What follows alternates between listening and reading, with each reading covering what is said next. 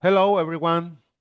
Although in this virtual format, it is a pleasure to serve as a keynote speaker at the 5th International Conference on Tourism and Spirituality.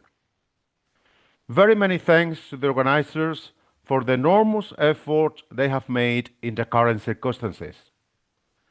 My name is Dr. Alfonso Vargas-Sánchez from Spain, and today I would like to share some reflections on a new concept that, in my view, has the potential to become increasingly vital in the field of tourism: the harmonious tourist destination.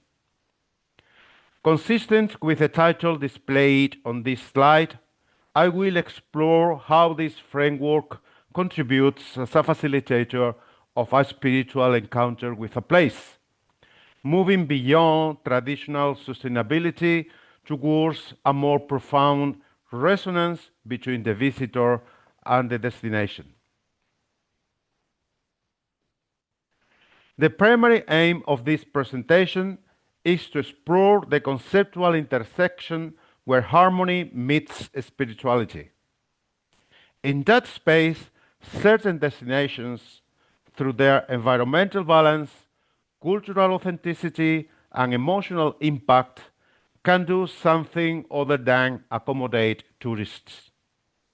They facilitate profound experiences of connection, reflection, and inner peace. I argue that these harmonious destinations serve as a catalyst for spiritual encounters. This is not just about religious travel. It is about a sense of belonging, transcendence, and personal transformation that arise when a place fosters silence, immersion in nature, and cultural depth. To guide this discussion, I have structured this speech around two fundamental questions. First, what a harmonious destination is, in other words, how to define it, and second, about the specific role of spirituality in reaching that state of harmony. To define the harmonious destination, I have adapted the Manifesto for the Harmonious Enterprise by Professors Baccarani, Brunetti, and Martin. According to this framework, a destination with this profile focuses on the common good and spreads well-being among all actors, including the local community, the natural environment, and future generations. Crucially, in a harmonious destination, responding to these stakeholder needs is the ultimate goal. Profit is not the outcome itself. It is merely a means to achieve that well-being. When well-being is distributed fairly, the place's attributes favor the spiritual experiences that transform visitors. Let's break this down further. In tourism, the common good means ensuring benefits reach everyone while respecting cultural and environmental integrity. A great example is community-based tourism in Costa Rica, where local populations co-manage resources. Reaching well-being is both an outcome and a motivator of tourism. Restorative environments like wellness retreats in Bali, Indonesia, or the long spiritual journey of the Camino de Santiago in Spain are designed to enhance holistic well-being. These places don't just provide a service, they provide a meaningful restorative resonance. Finally, a harmonious destination aligns ecological and social sustainability with cultural authenticity. It fosters respectful interactions. Think of Bhutan's tourist model. based on gross national happiness. They seek a balance among economic development, local culture, and natural environment. In this sense, we must view the destination as a living entity. It is not a static product, but a dynamic system interacting with its ecosystem. Management must, therefore, be contextual and flexible to maintain this delicate harmony. This brings us to our second question regarding the role of spirituality.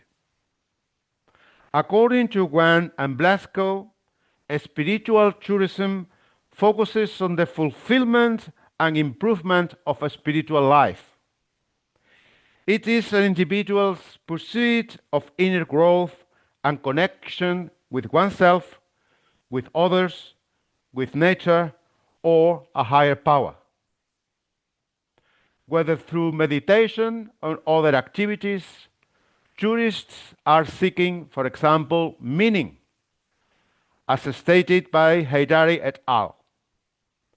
We could argue, in short, that spirituality provides the soul of the destination's harmony. What does spirituality link to the previous points of this presentation? First, the common good. Serving others and caring for a community is in itself a spiritual act of purpose. Second, well-being. From a spiritual perspective, well-being is not just the absence of illness. It is the presence of a meaning and inner peace. When a destination offers this, it bridges the gap between a physical location and a spiritual space.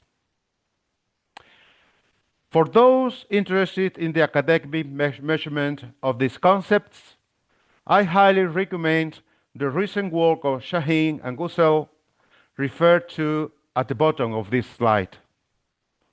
They developed the Spiritual Tourist Experience Scale, which provides a holistic perspective on the dimensions of spirituality in tourism: place attachment, personal transcendence, holistic well-being, and spiritual intelligence. This tool helps us understand how these experiences can be quantified and better managed within a destination's strategy. As at the end of this course, as shown in this figure, we can conclude that the focus on spirituality, specifically spiritual well-being, is an essential driver towards a more harmonious tourist offering. Let's have a look to a concrete example. Mount Athos in Greece. In that place, we can find an outstanding alignment of the factors we have discussed. We have environmental balance through natural isolation, cultural authenticity via Orthodox monastic life, and symbolic Byzantine architecture. This context fosters a spiritual experiences that goes beyond simple sightseeing. It creates place attachment and transcendence. The visitor experiences such a profound sense of well-being that it leads to a lifelong emotional bond with the destination. In summary, we are seeing a major shift in travel trends. Travelers are increasingly moving away from shallow consumption, seeking transformative experiences. As I like to say, a trip that touches the heart, or soul if you like, is never forgotten.